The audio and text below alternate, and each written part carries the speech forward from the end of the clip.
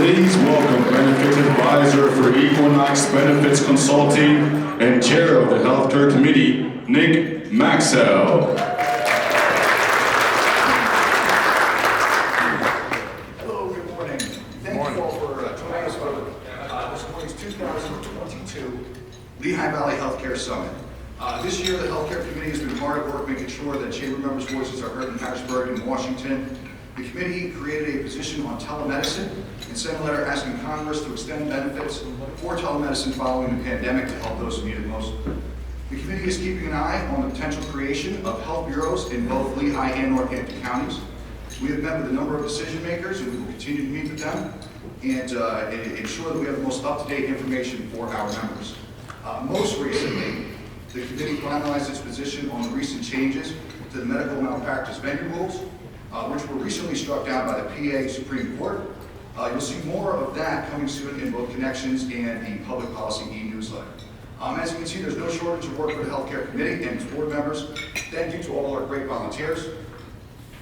If anyone's interested in joining the Healthcare Committee, please let myself or Matt Powell know. The membership is open to all chamber members.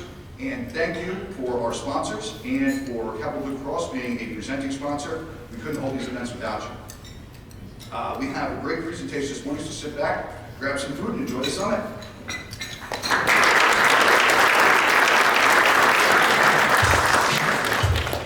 Ladies and gentlemen, please welcome from the Chamber Senior VP of Member Relations and Sales, Gina Martens, and Senior VP of Member Relations, Allison Pickle. Good morning. So great to see this beautiful crowd here at the Homewood Suites this morning. Allison and I are going to take a few minutes to recognize and thank today's sponsors, so please help us show some support. Our presenting sponsor is Capital Blue Cross. They're right here. Thanks to Christy and the team. I see Sonia, and you're going to hear from Dave Skirpon in just a little bit. Capital Blue Cross, you are everywhere and so supportive, and we so much appreciate your partnership. Our platinum sponsor is the Chamber Health Marketplace. They are a strategic business partner of the Chamber, and they offer health insurance plans for groups of 2 or more.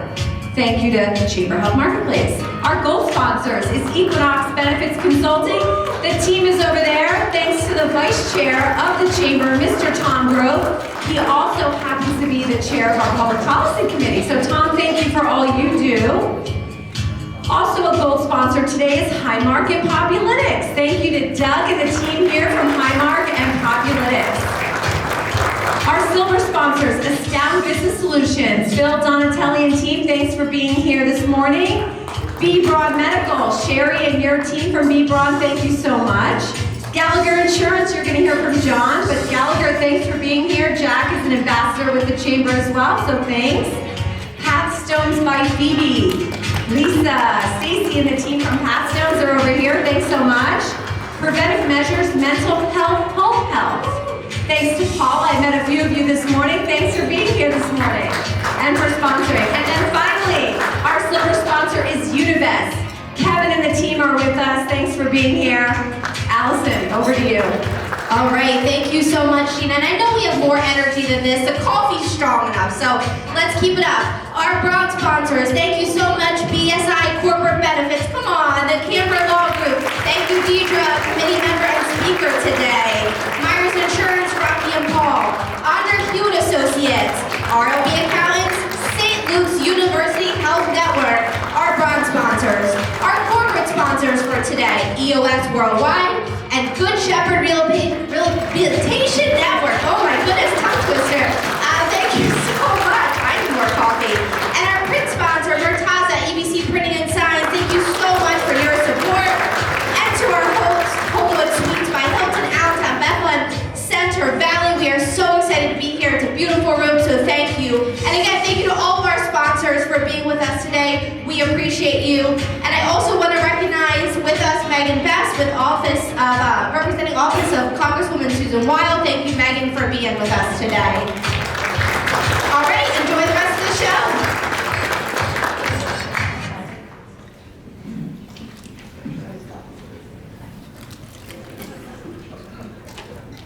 Ladies and gentlemen, please welcome Senior Vice President of Sales and Marketing for Capital Blue Cross, David Skirpon.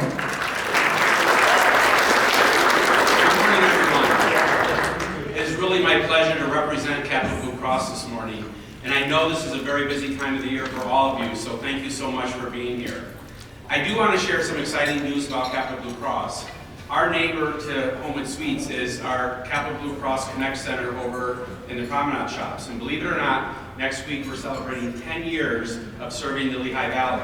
Our store has been so successful that when we did the Lehigh Valley renovations for our headquarters building in downtown Allentown, we added another Capital Blue Cross Connect Center, so I encourage you to check them out.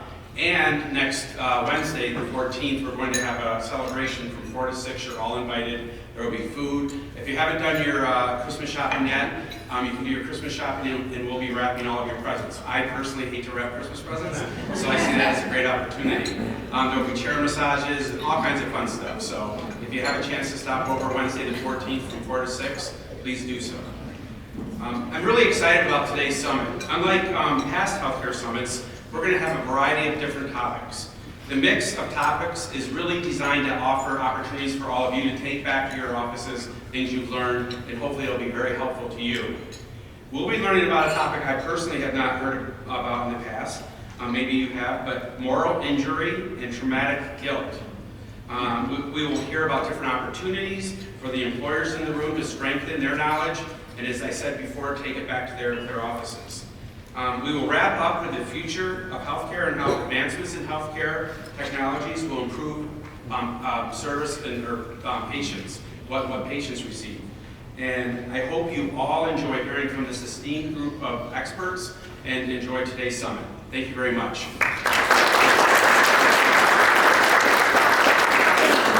Ladies and gentlemen, for our first presentation, please welcome Case Manager for the Veteran Health Program with Valley Health Partners, Kelly Bauer.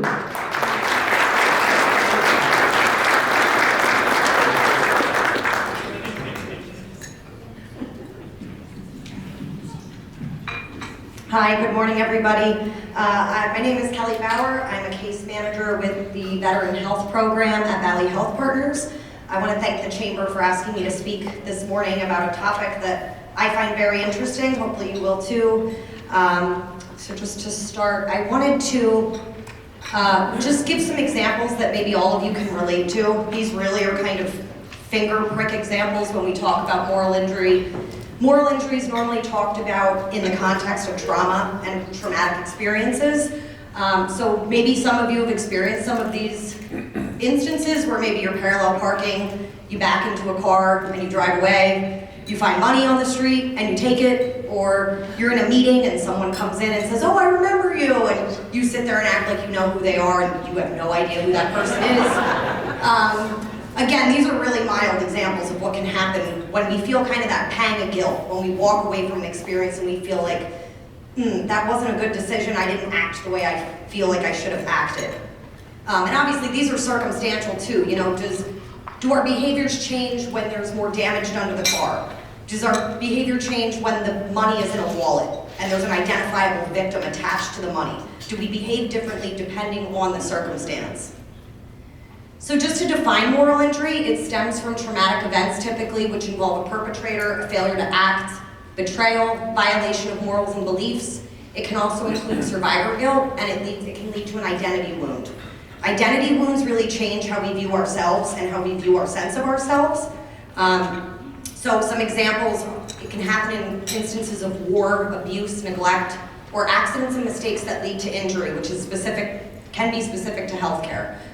Just to give some examples from my professional experience, I have a veteran who a number of years ago was in Afghanistan and a roadside bomb had detonated and it killed everyone, including his sergeant.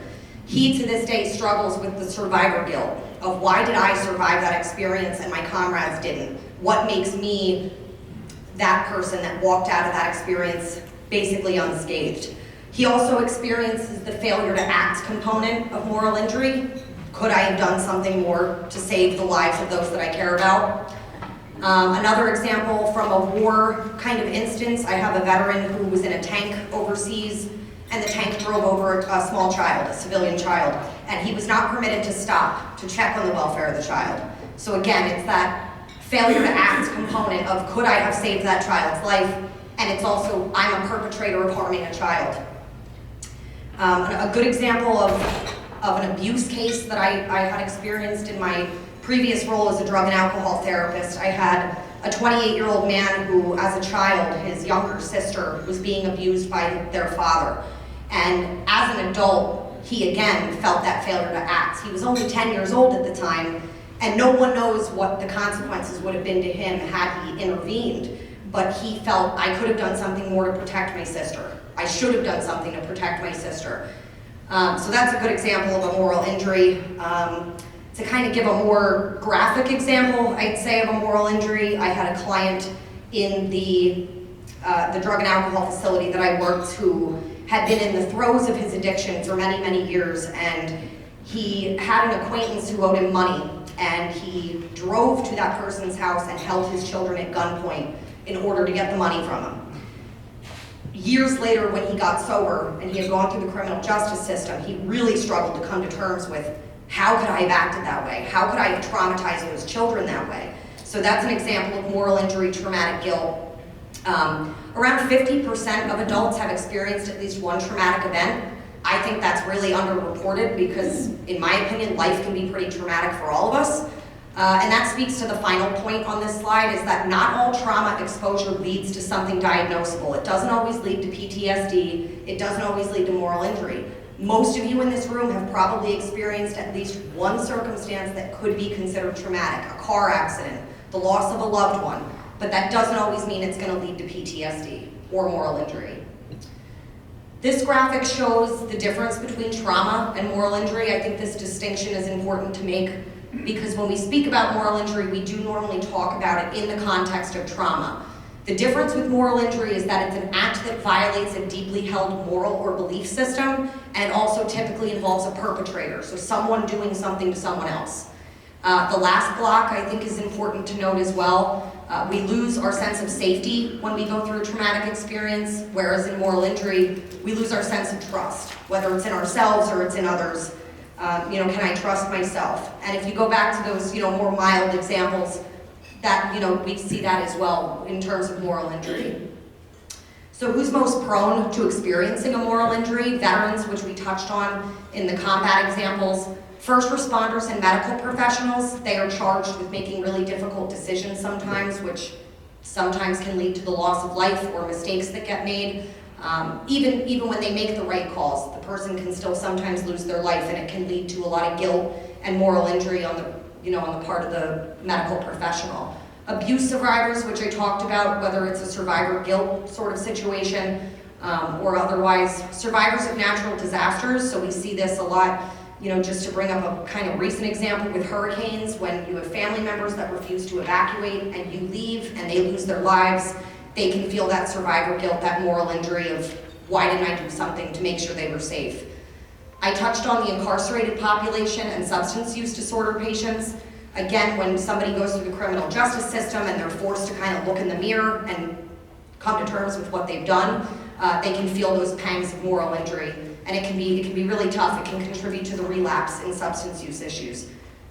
And then witnesses or survivors of any traumatic event. As I said earlier, not all trauma exposure leads to PTSD or moral injury, and that is because of the way the person responds to the event. People have internal resources, they have external resources to cope with traumatic events, and some people just do not have the resources to cope, and they can develop PTSD, moral injury, or other behavioral concerns.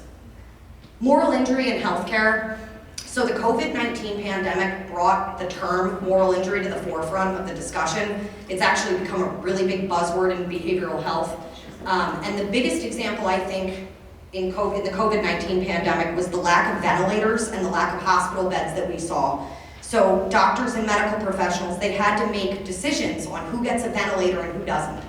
And a lot of times, there was a lot of loss of life throughout the pandemic. And a lot of medical professionals, those on the front lines, felt responsible, they felt guilty, and they still carry those feelings with them that, could we have been better prepared? Could we have done something more? Was there something else we could have done to save these lives?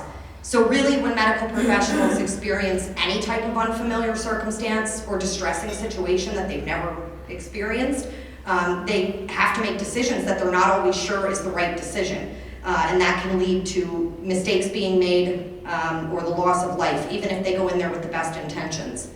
And then humanitarian crises, we see that too in mass shootings, in hurricanes, anytime there's a large loss of life and the medical professionals cannot save every life that walks through their doors. The symptoms of moral injury, so we'll see functional impairment, so that's activities of daily living. Are they going to work? Are they thriving in their relationships? Are they bathing? Are they taking care of themselves? Sometimes you'll see that they don't. You'll see worsening behavioral conditions if they had already struggled with depression, anxiety, substance use. If they experience moral injury, it can make those symptoms worse. A big thing in moral injury is the difficulty forgiving themselves for what they've done and then moving forward in every minor interaction that they have or experience they can have a difficulty forgiving themselves for what they've done, and that bleeds into their ability to forgive others when they cause harm to other people or that person, and it can lead to them really withdrawing from others and isolating. The guilt and shame speaks very, very loudly to someone who has moral injury. They feel guilt and shame throughout their lives, not only in relationship to the moral injury, but it kind of colors the way they see themselves. Cognitive dissonance is a word that refers to inconsistent thoughts and beliefs. So if we go back to the example of the man who drove over the small child, his beliefs and his morals say don't harm children, don't harm innocent people, but his actions are inconsistent with his belief. So that really that causes a lot of anxiety and can cause a lot of depression for people who are trying to rectify, their actions with their morals. I just want to make the distinction between acute stress and PTSD. Acute stress are the symptoms that occur within the first 30 days after a trauma. So nightmares, flashbacks, anxiety, hypervigilance, that will all happen. Most people experience those symptoms 30 days after a trauma. If those symptoms persist after 30 days, that's when we look at a PTSD diagnosis. How to recognize moral injury in patients. So you'll see symptoms as we discussed. They may cancel or no-show appointments, and that a lot of times is because of the guilt and shame that they feel. I'm not worthy of going to get my health checked. I don't want to keep my health as a priority because why do I deserve to do that when I've committed these actions? If they do show up to their appointment, a lot of times they'll have trouble making eye contact. You'll see other anxious behaviors like fidgeting, their heart rate, their blood pressure might be elevated just because they're that anxious in that setting with someone. You'll see absence of self-care, which can include self-injurious behaviors and substance use. So how to help someone with moral injury? So making sure that supportive resources are not only available, but that they're accessible and that they know how to access these resources. So many companies have employee assistance programs where employees can access free counseling services and get connected to other resources in the community that can help them. Making sure that people know that those programs exist. I know personally I've worked for companies that never advertised that they had an EAP. I think it's really important to make sure that knowledge is out there. Promoting self-care in general. We know that people in helping and caring professions tend to neglect their own needs because we're constantly worried about caring about other people. Social workers tend to be the biggest hypocrites of self-care, and then we go home and we don't practice our self-care. So just promoting that in the workplace and making sure that they know to take care of themselves and, making it an okay topic to talk about at work, that it's okay to not be okay. Reflecting and debriefing after difficult experiences occur. So giving people the opportunity to process what's happened and having kind of an open discussion. It can help people take positive things out of a really painful experience and can help them reframe it rather than sitting there perseverating on it and developing these negative beliefs about the situation. So that's my last slide on moral injury. So I want to just touch on what I do at the Veteran Health Program. So we're located over by the 17th Street Hospital by the fairgrounds. We address the unique circumstances of veterans. Pennsylvania continues to be the 4th largest state for living veterans in the country, behind Texas, California, and Florida. 8% of the greater Lehigh Valley area is comprised of veterans, but only about 27% of veterans nationally use the VA for their health care. That's because many veterans don't qualify to access the VA for health care, and that's a common misconception. A lot of people think, oh, you're a veteran, go to the VA and get your health care, but that's not always accessible. Without a service-connected injury or illness, the veteran typically has to qualify based on their income level, and many of our veterans fall above the income threshold and they can't get into the VA for health care. So what we do with the Veteran Health Program, we help them access their care. We make sure that they have access to the medical professionals they need, whether it's inside the VA, outside the VA. We do this through navigation and coordination of their benefits. Sometimes a veteran will use the VA system, they'll have TRICARE, and then they'll also have a commercial insurance or Medicare. So we make sure that they know how to use those benefits in a way that serves them in the best way possible. We do guidance and care planning, so we do comprehensive assessments on the needs of the veteran and their family members, and then we help them develop a plan of action to get those needs addressed. And then we typically also have a service officer on staff who helps them file for benefits through the VA that they may need, whether it's compensation for a service-connected injury or illness, or it's another benefit through the VA for which they might qualify. So if anyone has questions, I try to pack a lot in 15 minutes. When I do this briefing, it's normally like 30 minutes. So if anybody has questions or wants to talk about moral injury on a deeper level, I'm happy to answer emails, answer questions now. So if anyone has questions, I'd be happy to answer anything. All right. Well, thank you.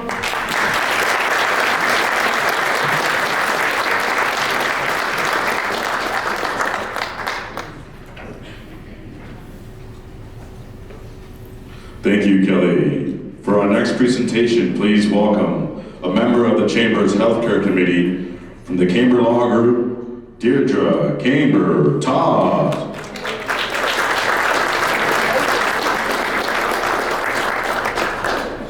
Much like Kelly. Let's move this down.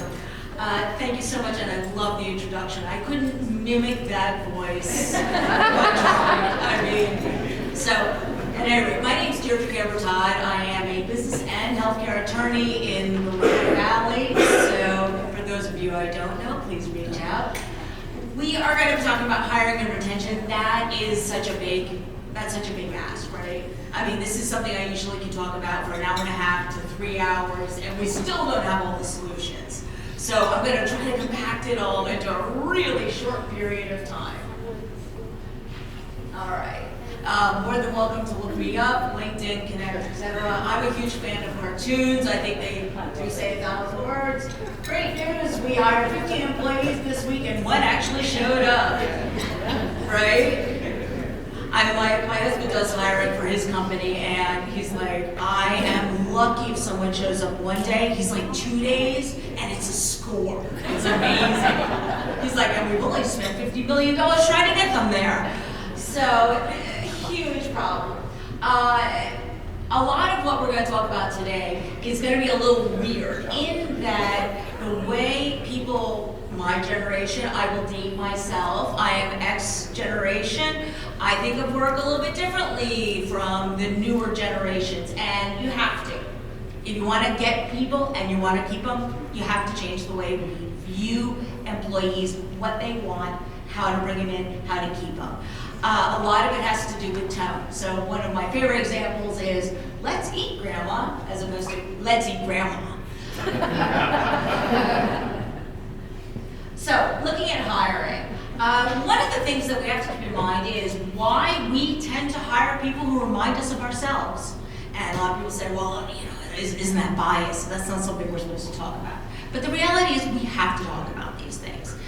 The reason that we are attracted to people who seem like us is back to the caveman days. Someone who looked like us, sounded like us, seemed like us. They were probably a member of our family, and so we had an innate desire to protect them. Someone who appeared differently, well, that's a little bit of a different story. They are not part of our family. They might be an enemy. So there is actually some fundamental issue with why we tend to go with people who remind us of ourselves. But that being said, that's, as we know, and as we see in the advertising, as we see we're in a brave new world, we're in the United States, where almost everybody, with very few exceptions, came from somewhere else at some point. The reality is that everybody brings something to the table, and one of the other keys that we need to remember in both hiring and employment and maintaining employment is that diversity, whether it's a legal issue, if it's under that laundry list of laws, or it's simply lifetime diversity, that brings skills that we don't even necessarily know about. So don't forget about the transferable skills that people bring to the table, whether they are veterans, whether they are from a different background. You are bringing something in you might not even know about, but something that can add to the benefit. Bring the light bulb brighter. So if you want to find a little bit more about your own biases, which I always recommend for everybody, there's a wonderful non-reported test that is offered by Harvard called the IIT. If you're not familiar with it, it actually will test you on your biases towards people and, of course, away from people as well. Discriminatory intent in both directions. Because you can't conquer it if you don't know about it. And we all seem to think that we're all okay, just like we all think we sound good in the shower, and we all can make jokes and we're funny, and we all don't have biases. It's not true. It's just not true. So I would certainly, I would recommend it, and I would actually, it's something that your employees can do in the privacy of their own homes, and the results are not reported to you, but it is something certainly for people in a hiring position, managers, HR, it's a great tool. So, looking at hiring, there's a presumption when you hire somebody that they're going to hit the ground running, right? That's what they're expected to do. Show up day one, make it work. Well, it doesn't work that way for anyone. And if you can remember your first day in a new position, that's not how it feels. So one of the things that we need to do, because people are leaving so quickly, within a day, within a week, we need to make people feel welcome and comfortable. This is an emotional issue now. And I don't care about whether the laws say you can't say this or you can't say that. If you don't make people feel welcome, they're not sticking around. Period, end of story. And there's a lot of intimidation factors that can contribute to that. People who are dealing with new experiences, whether it's new tasks, dealing with a union for the first time, whether it is somebody who was promoted from within. So now they actually are answerable to management, but their buddies are now below them. That creates a little bit of a difficult situation. So there are tons of intimidation factors. Again, I'm going very quickly through it. If you have to be trained, somebody has to be trained for a new job or new technology. That can be intimidating. Somebody who takes medical cannabis, not knowing, especially in healthcare. The law says non-discrimination, right, in Pennsylvania? But what does that mean? There are a lot of difficult gray areas here that we all have to navigate. But if you're the person coming in, you have to navigate it differently. You come from a distinct culture, even a different part of the U.S. I'll never forget one of my prior jobs with a law firm where I'm doing discrimination law said to me, "You're divorced, right? We never had someone who was divorced before. Is that catching?" I'm like, "Probably not unless I sleep with them," which I'm not planning to do. So I think you're all right. But I was like, "Dear, this is at the interview." I'm thinking, I'll be out of there in 5 minutes. So at any rate, so you can keep going. Someone who has a disability, whether it's disclosed or not, there are so many different factors. So we have to realize that the person sitting in front of us, we may think we know the deal. The reality is we never know. You never know the script going on in somebody else's head. And part of that script is we have to care. We have to show care. And what happens when we don't? We hire them and just expect them to care about us. See, not going to work that way. It does not work that way today. So, look. Let's think about the cost of these new hires, right? We expect everyone to hit the ground running, and we're saying, hey, you work for us, not the other way around. And I know a lot of lawyer jokes about that, but I'm not going to say them. $3,500 for the average hourly employee. $12,000 for the average laborer at about $36,000 a year. $20,000 to hire a manager at $60,000, and $50,000 to hire an executive. That is just the onboarding process. So this is how much money on average you're spending. To recoup your return on investment, we're talking about 22%.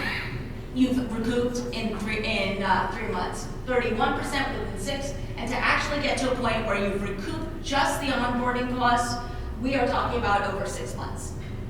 So it's not really worth bringing people on to have them just disappear again. So we've got to change up what we're doing. That's the reality. So what we really need to be looking at is how are we onboarding people? How are we bringing them in so that they're engaged, so they want to stay? Are we bringing them in by bringing them into a world where they can not only set themselves up for the job, but also set themselves up for their kids going to a local school if they have moved from somewhere else, where there's a community for them. And whether it's through a third party, Link is just one example, but there are many organizations that will help your employees or your new hires actually feel comfortable, a little more cocooned, that you care about them, you're bringing them on, and they're gonna wanna stay. Now, transparency and friendliness. This is a huge one. How many times you go into a job, first day, think back to it, and nobody talks to you? Or they give you like a single serving. Hi, where are you from? Okay, great, thanks. All right, that's not going to do it. Or it's time for lunch. You don't know anyone, so nobody invites you. Well, that's welcoming. That feels good. So what employers need to do is they need to start structuring so that the new hire isn't going through this. They need to plan lunches. They need to plan sort of mini tiny events. They need to supervisors need to sit down and say, hey, tell me about yourself. Tell me a little bit about yourself. Share an acronym. This is a huge one. If you are in healthcare, is definitely no exception. If you hear all the words that you use on the regular that somebody coming in new to healthcare does not know, that is intimidation factor, big time. Because if you don't even know the words, that's going to be a huge problem. So, for example, this is a legal example of legalese, but the case failed to be served on an SAG despite the mandatory joinder order to respond to it, despite plaintiff's precipice to the contrary. What does that mean? For a new lawyer, they're going to be like, I think those are words. Reality is, all that is really saying is that somebody served a suitable, appropriate person, served them with a lawsuit because the judge said that they had to. That's what it really means. And despite the fact the plaintiff didn't want that to happen. That's what that really means. But jargon is a big issue. And so we really need to think about, are we giving somebody a list of all the employees around them, who their supervisor is, how to reach them, jargon, give them the tools to succeed. Avoid overbooking them. I love when employers say, oh, I'm going to test you out, see how you do. Well, thank you for that, because I wasn't intimidated 5 minutes ago. Now I have to get up and perform in some extraordinary way. Okay, no pressure, thanks. I'll be fired by lunch. So avoid overbooking, overwhelming, and just making the person sit there going, why the heck am I doing this? Get them into it. People love swag. Hey, that's one of the cool things about these kinds of conferences, right, too? You get to take away little, covers for your cell phone or whatever. Company swag is cool. It's free. We like it. It means we don't have to look for a sweater, but it also means we can throw on that sweater with the logo if we have to have a meeting or something else. So there's a professionalism that goes with it, and there's a brand identity. It is a PR tool. It is a great thing to do when you're trying to bring somebody in and make them feel more comfortable. Hey, you're part of the team. Now, connecting people. If they're going to be working with the team, first thing you need to do is bring them into the team. They need to really care about it. This cannot be BS. You can't dial these in anymore. It used to be that you could. Yeah, can. Make sure they have access. I will not forget one of my first law firms that had banned YouTube, Facebook on my work computer, and anything having to do with the word sex. Do you know how much sexual harassment cases I couldn't get access to? This makes no sense. Guys, if I'm going to be playing Farmville on Facebook all day, I'm pretty sure you're going to know it. Don't ban everything that I need that are actual tools for me to do my job. All it did is create a problem.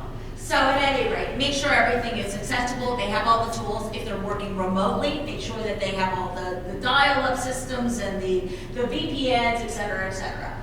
So remote working, not just because somebody is working remotely doesn't mean they have all the tools at home to work remotely. This might be a new job for them.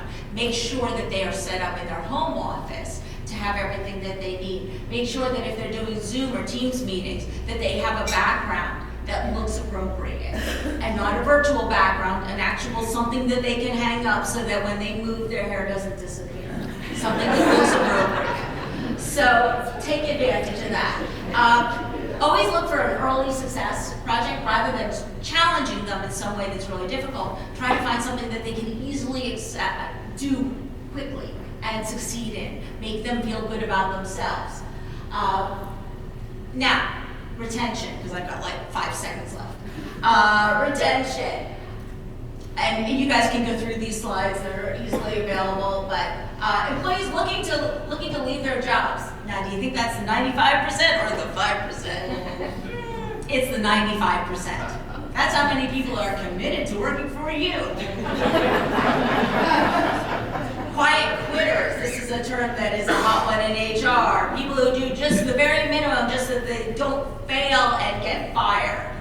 That is 50% actually will admit that they are quiet quitters.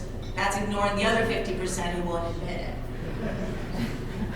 U.S. employees who believe they can work remotely but don't, 56%. Doesn't mean that's true, doesn't mean it's right, but that's who believes they should be able to.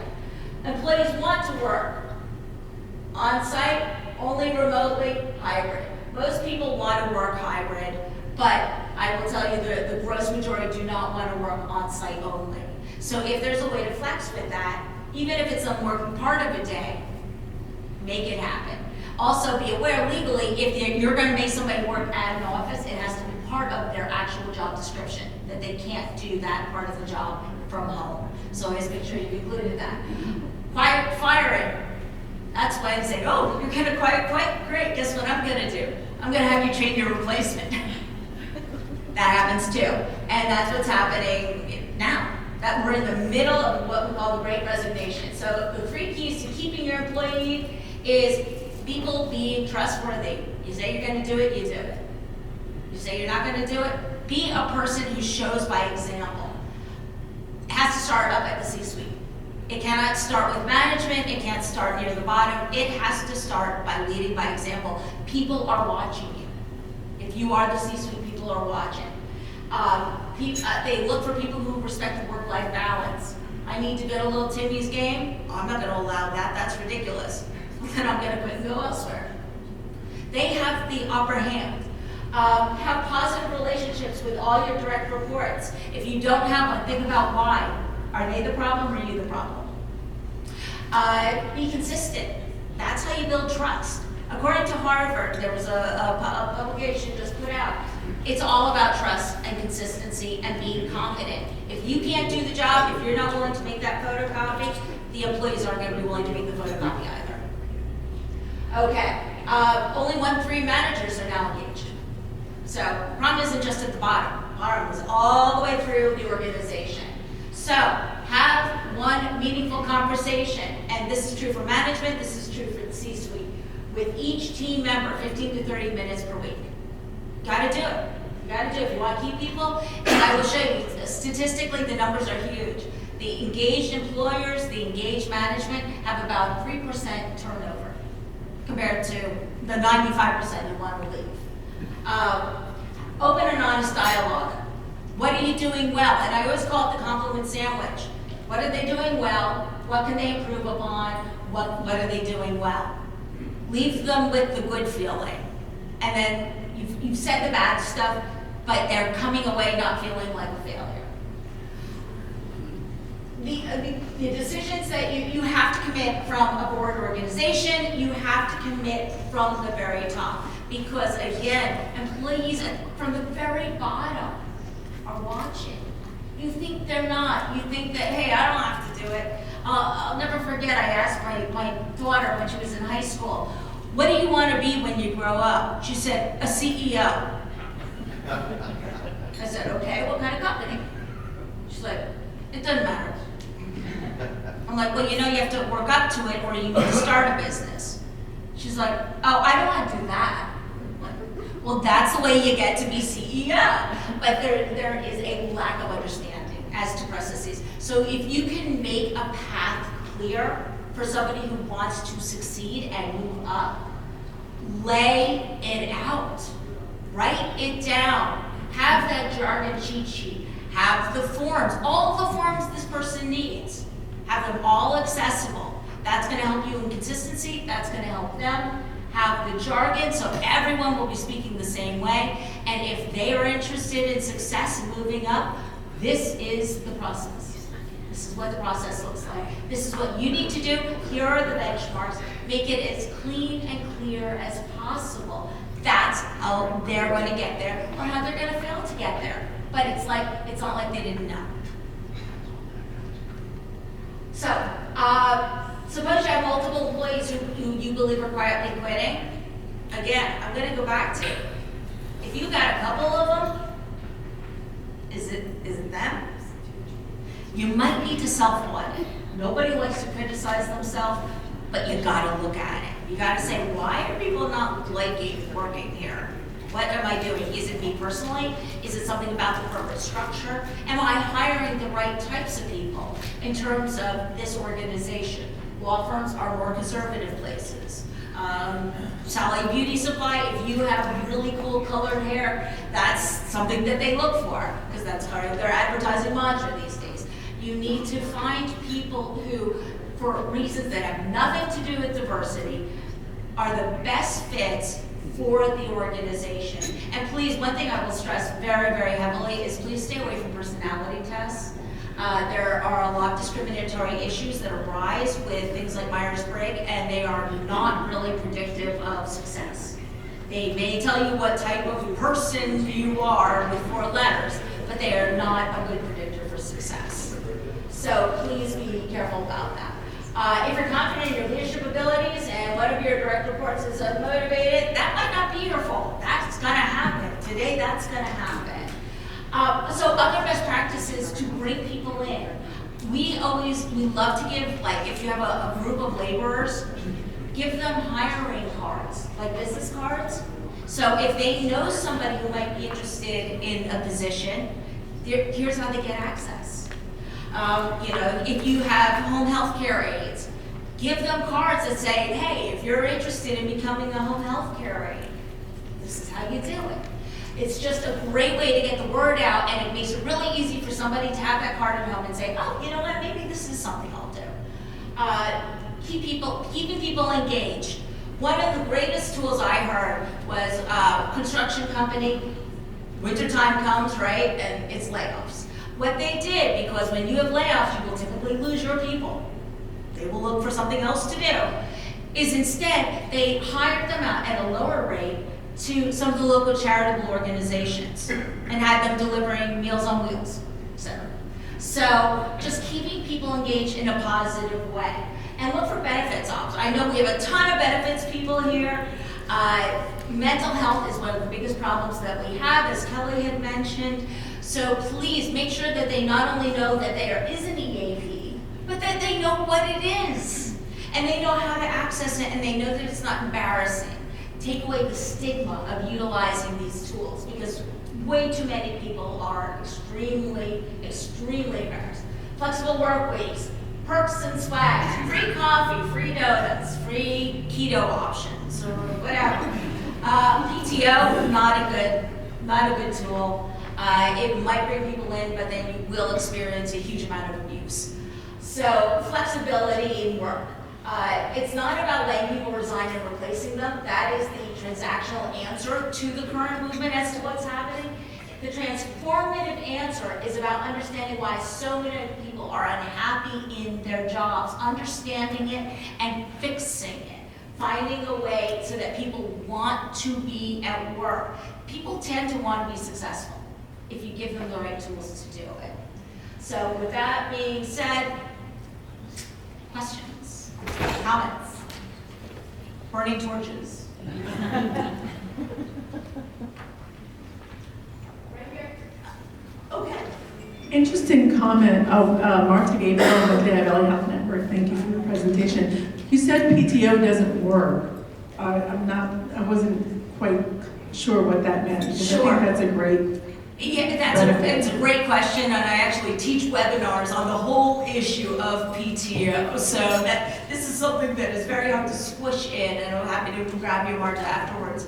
But basically, paid time off, right? The concept that we lump all the time together, and we just let it get out there, and then an employee can use it for whatever purposes. So whether it's little Timmy's game, or because they have COVID, doesn't matter, we don't want to know about it.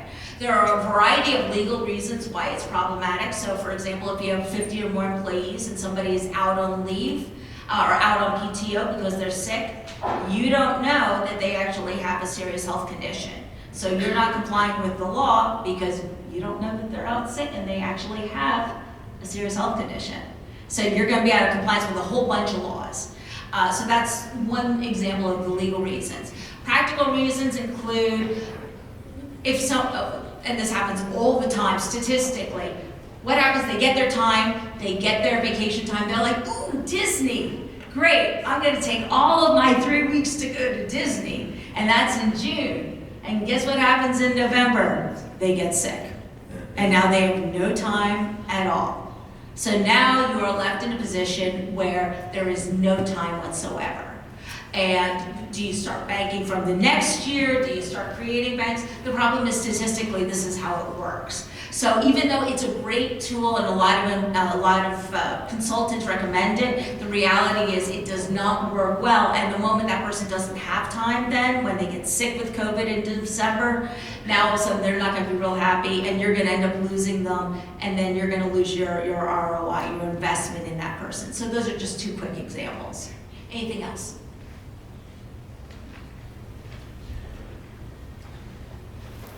All right, well, thank you we have another question, thank you. Yeah, I have two questions. One is, what is your feedback when you work for a department of 40, 45 people and you're the only one that look like me? And the second one is flexibility versus opportunities. Flexibility, let me deal with the second one first. Flexibility versus opportunities, they're very, very, very different. They actually don't play in the same sandbox. So I think, we need to clarify where the layover is. Flexibility, when we're talking about workplace flexibility, is can you work from home, can you work different hours? And that speaks miles to somebody who, for example, has a kid at home.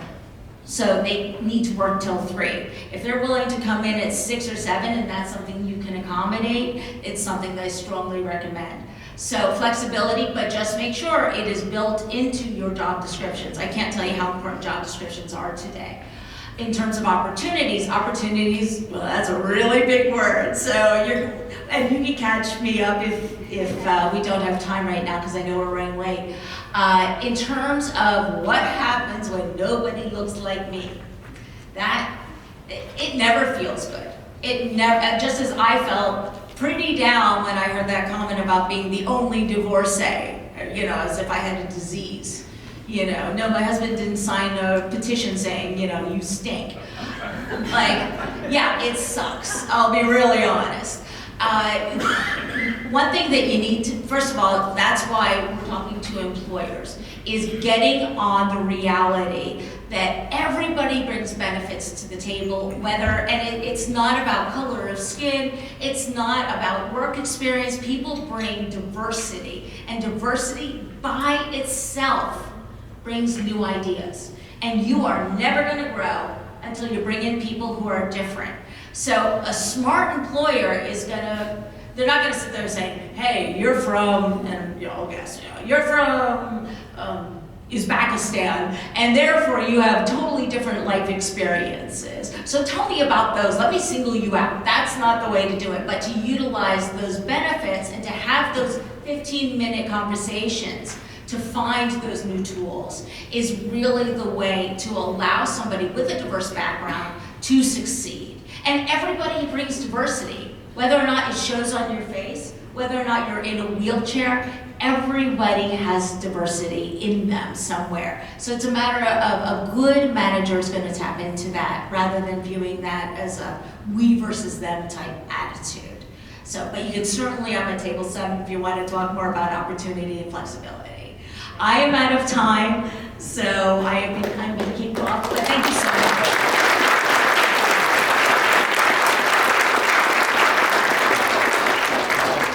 Thank you, Deirdre. For our third presentation, please welcome the area Senior Vice President for Gallagher Insurance and owner of Human Resources Administrators right here in the Lehigh Valley, John Warner.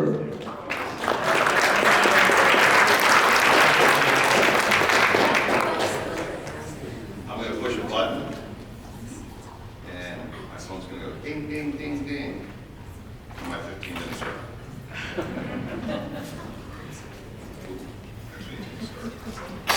There's right. So I'm going to try and get to a quick agenda in 15 minutes about trends that I will tell you is a confirmation of my almost 40 years in the employee benefits business, and started really about 15 years ago, thanks to legislation.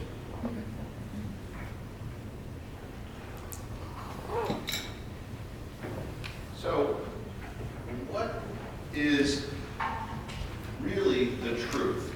And as I was writing this morning, I was thinking about Bethlehem Steel Corporation. Bethlehem Steel Corporation grew to be the most profitable steel company in the world because the majority of the business was from government contracts. During World War I, submarines, Golden Gate Bridge, all kinds of other ships, buildings, backed by government initiative.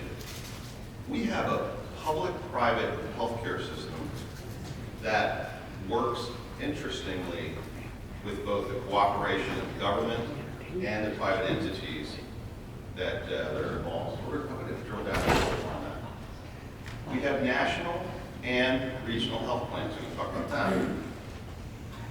Who buys healthcare? And I use the term buy on purpose. Can you hear me? I better pull this in on. Employers, unions, individuals, and senior citizens buy healthcare. It costs money. One of the biggest trends that we continue to see evolve is acceptance of reasonable risk. I got to take my thought, so I won't remember it later. I loved it when I first got into the business I'm in, and I called on an employer, and the employer said, I want for my employees exactly what my father told me happened when I was born. I said, what was that? He paid nothing for the birth of my child, for the birth of me. I said, okay, we'll figure that out. Now we have a system that's much more complicated, almost 40 years later. And so it just doesn't work that way. And it's not necessarily what people want. So definition of what's good has evolved. I'm going to finish talking about how the government is helping some of you in the room plan to pay for your retiree health expenses, and what I've done personally. I'm not going to spend much time on private investing in healthcare, but the beginning of the end in terms of quality healthcare in America will be when investors stop taking risk to improve our system. That was big, wasn't it? All right.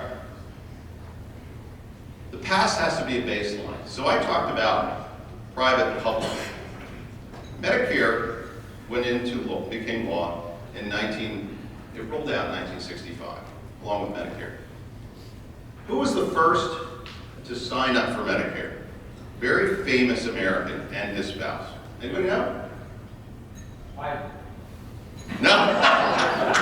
He's not that old. He may be 80, but he's not that old. Arian Best Troop. And of course it made the front page. we've got this great new healthcare system in place, funded by the government for senior citizens. The next big law to try and reduce healthcare costs was the HMO Act of 1973. Who signed that into law? I'll give you a hint, it was a Republican. Nixon. Very good. ERISA in 1974, I'm not going to talk about ERISA, that was just to promote employers being fair. Fair to all of us as employees. In 1978, big healthcare law.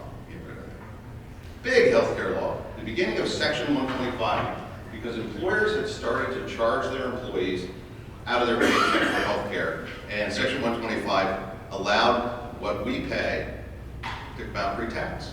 It was big. It also started flexible spending accounts, and the Pregnancy Act occurred. Does anybody know why we needed the Pregnancy Act? Of course, with female discrimination. Women were losing their jobs when they got pregnant. So basically, the government said, we're going to treat pregnancy as an illness. A little bit more to it, but isn't that interesting? It wasn't that long ago. Terrible. CHIP, which is Children's Insurance, and Medicare Advantage, which is called Part C, 1997. Now there was something that led up to what we call Medicare Advantage today. It was called Medicare Plus Choice. And our current president hated it because he thought it was a money grab. The government was paying these rich insurance companies, and he likes it now. On average, the government gives private insurance companies about $12,000 a year per Medicare beneficiary. Think about that. HRAs, 2002. HSAs and Part D, Medicare RX, 2003. Who signed that one into law? That's right, W. Bush 2. Affordable Care Act, we all know its nickname. How about this year, the health plan price transparency regulations that have come out? That's big. Supposedly, we're all supposed to know what everything costs. When my oldest daughter was born, there were 88 claims for a normal pregnancy. Pretty complicated. We also had Roe v. Wade turned over this year. And I put that one on there because I have an opinion whether it was right or wrong to get rid of Roe v. Wade, although it was so controversial. But basically, the overturn is supposed to make states pass laws to protect women's rights. That's what it's supposed to do. Okay, I just really like this one. That's why it's up here. This photo, what's the building with the green roof? Library of Congress.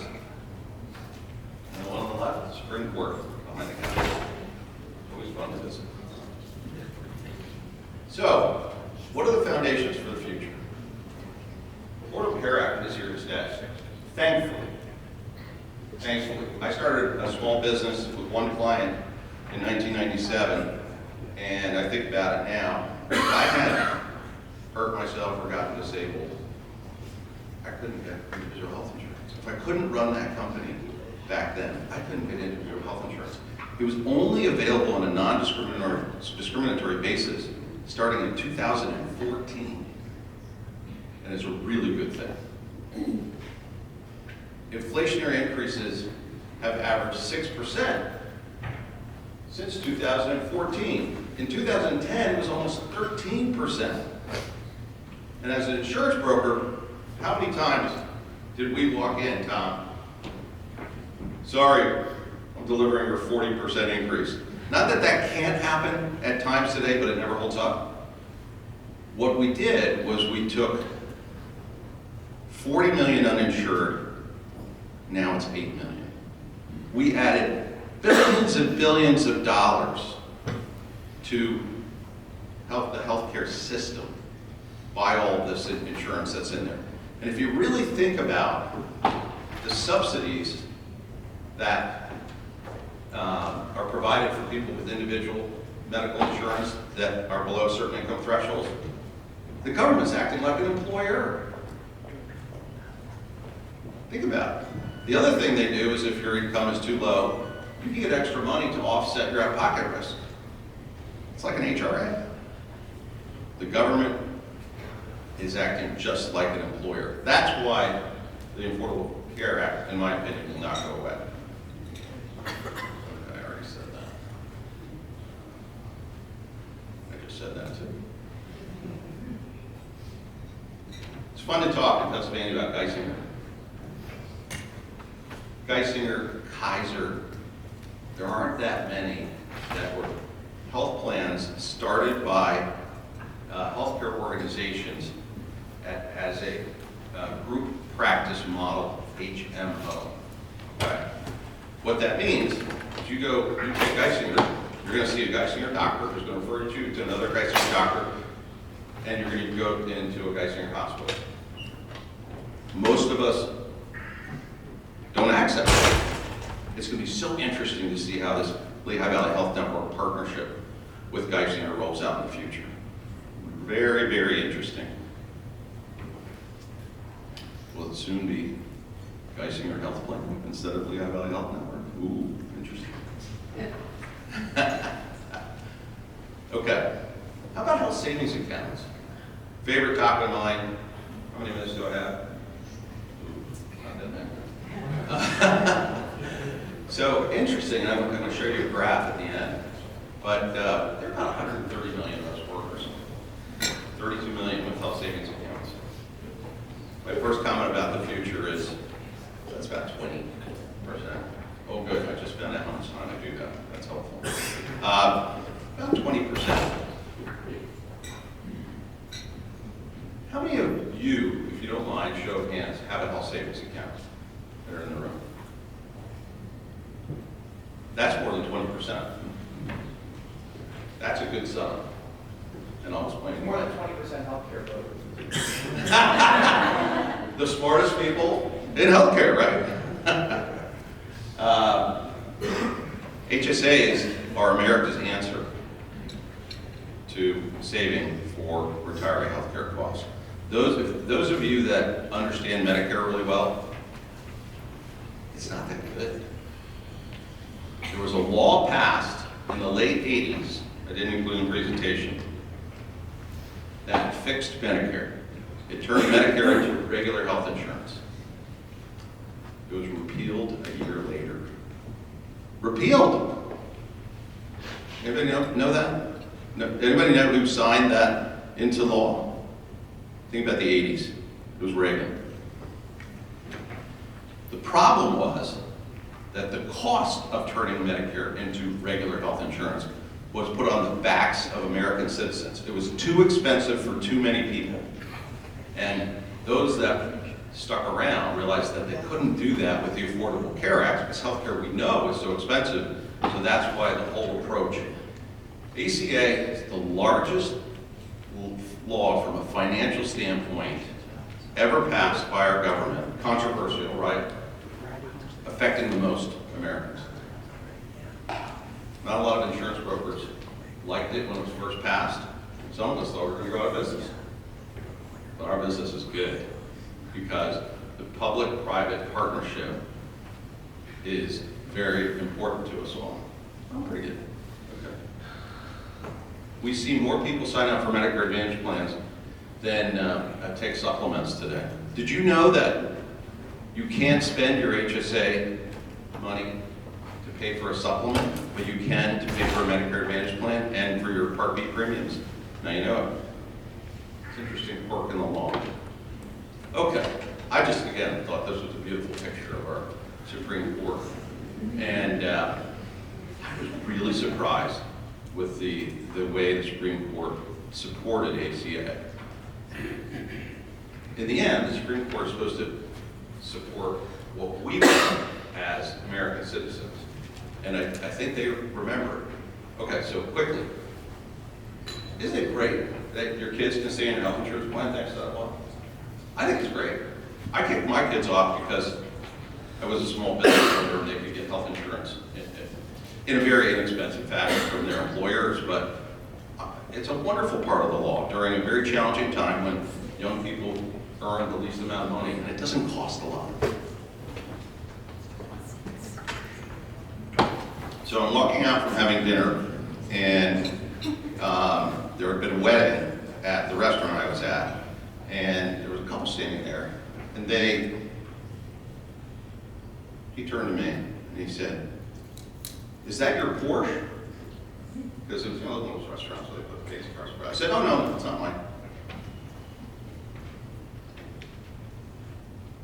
"What do you do for a living?" "I'm in the insurance business. I've had a very successful career." I said, "What do you do?" He said, "I'm a policeman." "What does your partner do?" "She's a nurse." I said, "Okay." I assessed they were about 30 years old. I said, "How much do you have in your health savings account?" "We've never heard of it. Why?" And I paused and I said, "You know, I'm sorry, but the people that are, knowing that they're probably both in unions, the people that are making decisions about your health care are insensitive and undereducated as to why it would be good for you.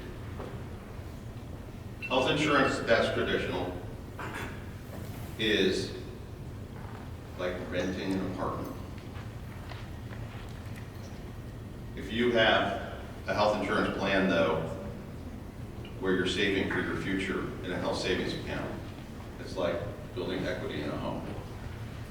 So I gotta go quickly. I'm getting the hook. I think if you're 55, you can still save a lot of money in an HSA. Don't walk away from it if you're healthy.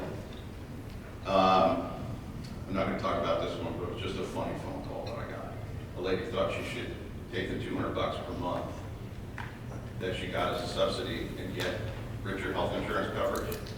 I said, "What's your current deductible?" She said, $2,500. I said, "Well, why don't you save the $200 per month if you don't think you're going to need a lot of health care?" She goes, "I just make $200 a month." What's better? Not necessarily what's richer. I'm not going to talk about that. Okay. Arbiter of progress. I already said that. I think that's going to grow. Already said that. Oh, I think Medicare might go to age 60 because I think we're going to demand it. And I'm not going to talk about that because I got to finish. But I do have to read something to you. So we have the best health care in the world for the most people. Costs are always an issue. Opportunities, education is safe for the future. Threats, shortages. Oh my gosh, think about the pandemic. Shortages of hospital beds. Yeah, I know, I see it back there now. I'm not going to talk about that. But I do think by 2050, people like me are on. There are fewer people coming along. Healthcare costs may come into check. Younger people with plans where they're actually purchasing healthcare to offset their high deductible. Here's the slide that shows HSA asset growth. And here's my HSA. I have 130,000 in it. Anybody else have 130,000 in their HSA? I started mine when I was 48. By the time I retire, I'm going to have enough money. I will never spend an after-tax dollar to pay for my Medicare costs. A lot of you have time to do that. So thank you. I've written a few books.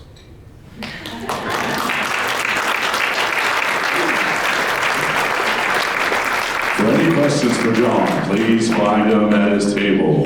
Thank you, John. For our final presentation, please welcome the Administrative Director for Good Shepherd Learns, Creates, and Research, Emily Leiter.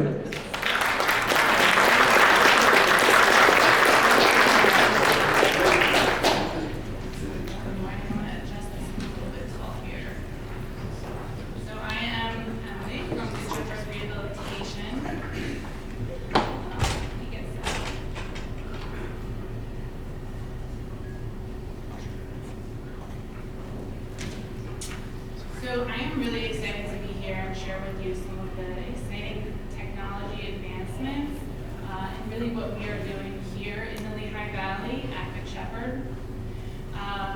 Good Shepherd has a long-standing affinity for technology. We are frequently an early tech adopter and a test site for new and innovative technologies. Like this one here. This is my friend Emily. So we're going to adjust the mic a little bit. Thank you. So Emily has trouble walking outside of this piece of technology. This is the Trexo, and we were one of the first in the nation to offer this piece of technology to our youngest patients. This technology allows kids who may have cerebral palsy or other developmental disorders that affect their muscles, that they have weak muscles or their muscles are tight. And for some of our patients, this is the first time that they're walking. It may be the first time that they're standing eye level with their sibling, that they can move in a forward manner without being held or in a chair.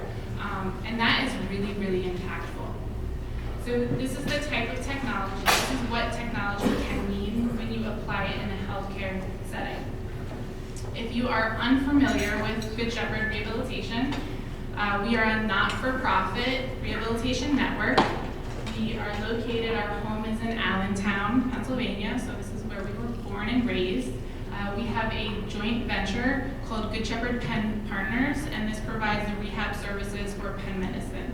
Together we have over 2,000 employees in 60 locations in the eastern Pennsylvania region and then into New Jersey. So throughout all of our locations, and really here in the heart of Lehigh Valley in Allentown, we are committed to providing the life-changing potential of technology to more patients like Emily. We are really excited. If you notice, there's some construction right down the road here. We are building a new hospital. So when you come and visit us in the summer, you'll be able to enter our new adult inpatient rehabilitation hospital.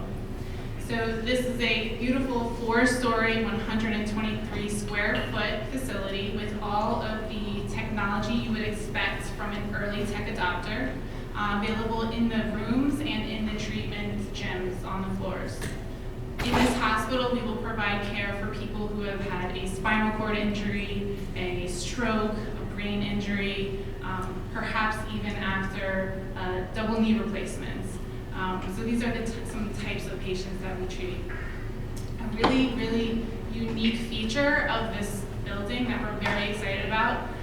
If you see there are multiple walls of glass, but all the way on the right, the space is called the Experience Center.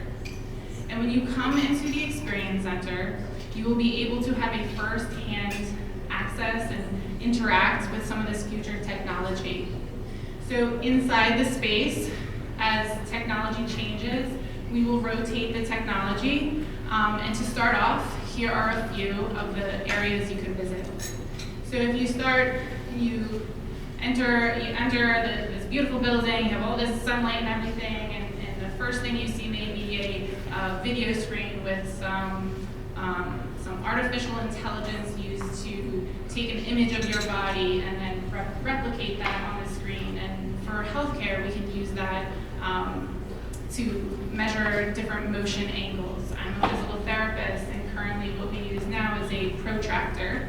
And so this type of technology using artificial intelligence and a video camera will really greatly change what physical therapists and other practitioners, how they treat patients.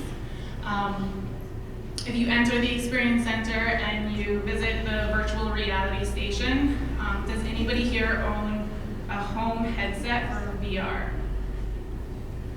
Great, so there are a few. So some of this technology is commercially available.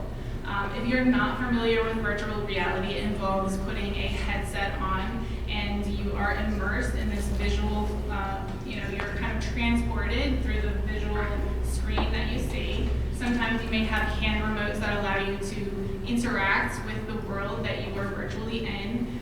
You may have seen some videos on YouTube of people using virtual reality, and they can become so engrossed in that environment they literally forget where they are. Of course, we will make sure everybody is safe in the Experience Center if you are going to explore some virtual reality. In healthcare, we can use virtual reality for education, we can use it for mindfulness to reduce stress, and we can use it in different kinds of treatments. At Good Shepherd, we are really excited. We have been working with a company called Florio to bring virtual reality to pediatric patients. Specifically, this company has developed a VR platform that can teach skills of communication, behavior, like life skills to individuals who have autism spectrum disorders or other neurodiverse conditions, including ADHD. And they can do this in a safe environment so that they can learn these skills and then use them outside in the community. Another way that we are exploring virtual reality is taking this immersive environment and using it to deliver education to individuals after they've had a brain injury so that they can better understand what has happened to them and why some things may be as they are. After you remove your goggles and you walk over to our wearables section, you may, well first, let me see, does anybody have a smartwatch? Okay, so all of you now have a wearable, and this device, right, it can capture data like your heart rate. You might use it to monitor your steps, etc. And we use that in the clinic now for real-time heart rate monitoring for certain patients, perhaps after a concussion where we want to keep them within a specific heart rate range. But in the Experience Center, you may be able to interact with some other types of wearable technologies. One company, MedRhythms, that we are really excited to be working with, offers they're developing a wearable and software platform that really harnesses the power of music to improve walking after somebody had a stroke. Another really exciting wearable technology you can experience in the Experience Center may be a sleeve. So clinicians now can use what's called neuromuscular stimulation. It is remote controlled and it can be used to deliver stimulation to someone who has a weak muscle, causing that muscle to move and then moving a limb, right? But this depends on another person to control it, and it's pretty clunky. We've been working with a company called Nuvotion, who has developed some really, really innovative technology that has developed a sleeve, more or less, that can also allow the individual who is wearing that device to trigger that motion, not relying on somebody else. And then more so, that specific device allows not just kind of what we would call a gross big movement, but really fine motor movements. And what that enables somebody who had a spinal cord injury or a stroke to do, who has lost function of their hands, to pick up a glass and drink it by themselves without having to wait on somebody else. Artificial intelligence is really kind of used in multiple of these wearable devices, also in what we would call some autonomous living or smart home technology. In the Experience Center, we will have a smart home setup where you can interact with, right, your Google Home, some of these commercially available technologies that would allow somebody who may not be able to move around in their home, perhaps they are in a wheelchair, some more independence in their environments. So things like the Google Home and Alexa they make our lives easier, but there are some added, either add-on applications or kind of an expert level user can use that current Alexa Home to improve the accessibility of that device. So perhaps somebody who is not able to verbalize, Alexa, turn my lights on, there may be an alternative way to actually interact with Alexa. So we'll have somebody in the Experience Center with that expertise that can help patients, caregivers, really anybody from the community who wants to learn about smart home technology. Kind of on the higher end of things, in the Autonomous Living Center, you'll be able to learn about, there are some companies that can set up sensors within the home that can detect things like a fall or a change in motion or behavior in that home. And if you have an older adult or you are a caregiver and you are outside of the home, can you imagine how relieving it would be to know that you would get an alert if something like that happens, right? So this technology is really powerful when applied into the healthcare setting.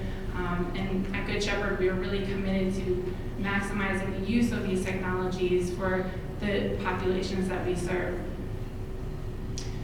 All of these technologies I have talked about now are kind of this is the technology behind the wall. You can't really see it here, but there's more glass on that wall to the left.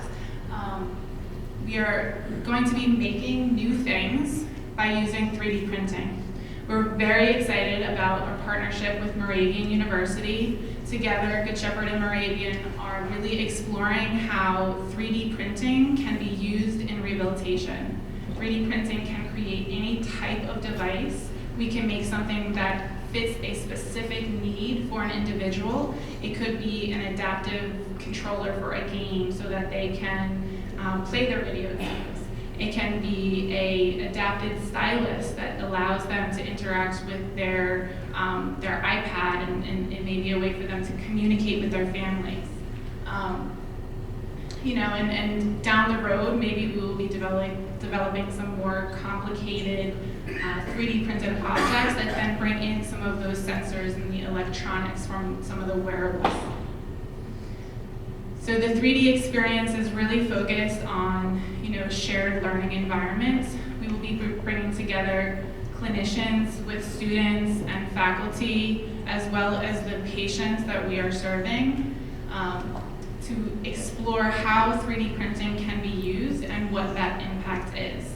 Right now, we actually have collected the first set of data for some devices that were printed for residents in our Waker Center in Allentown, and that will serve as a starting point and baseline for further development of a research agenda related to 3D printing. And this information is important as it is to us. We have to share it with others. So, of course, we will be sharing it with the community here, but also nationally at conferences and different other speaking opportunities.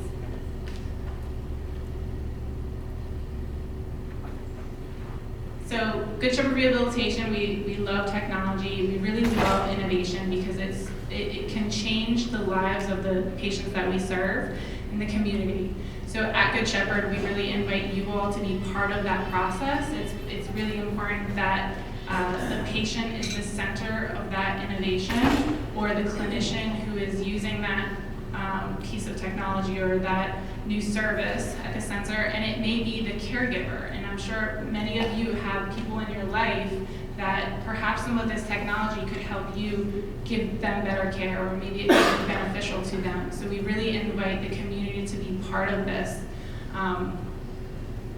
As you can see, we have a lot of partners, and our partners are very near and dear to us. They share that same commitment to really improving the lives of people who have a disability. And we will get nowhere without persistence. Like many of our patients who work tirelessly to be able to do some of the simple things that we do every day, we have to be persistent in this innovation and striving for improved technology ideas that really make an impact and change for this community. So does anybody have any questions? Thank you so much. When is the facility going to be open? Yeah, so the facility will be open in this summer. So we'll say July. We are very much on track, but of course, right, if it's July 1. So it'll be sometime in July. So we really would love for you to come and visit. It is open to anybody. We'll have, some student experiences. We are looking to involve some of not just college students, but in the younger, the high school, middle school students. We've had some really great conversations with some other partners in the community to do that. We'll have a lot of community events, education events, and we really want everything to be super fun. So you'll be able to check us out. What happens to the South Allentown?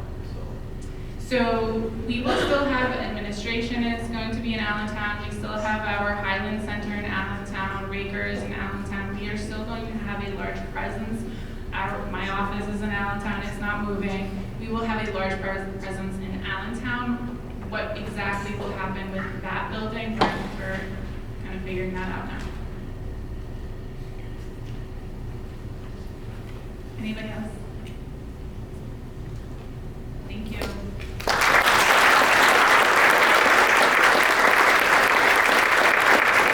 Thank you, Emily. To close out our program, please welcome the CEO of Equinox Benefits Consulting and Vice Chair of the Chamber, Tom Groves. Thank you. Where is that deep voice coming from? Waldo, okay. Fantastic. Good morning, and thank you everyone.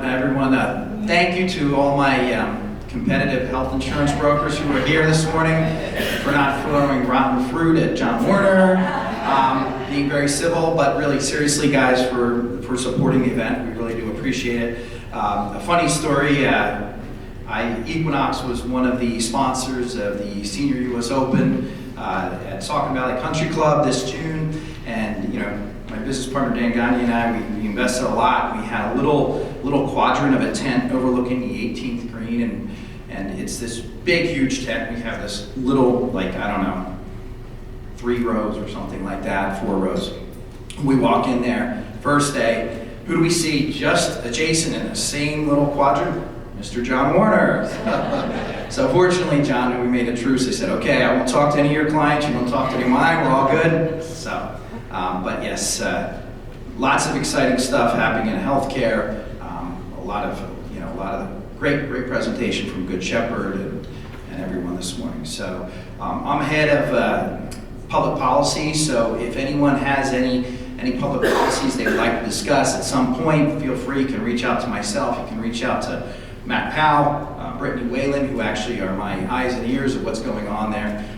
As far as that healthcare committee is part of public policy, so Nick Maxell at Equinox is very involved in that. So anything that you want to bring to our attention, we're happy to raise it. So I also would like to thank Capital Blue Cross for being our presenting sponsor. We really appreciate it. You guys always do a great job. You come through. We really appreciate what you do for the chamber. So without further ado, thank you very much for coming out. Everybody have a great holiday, and you drive safe. Take care.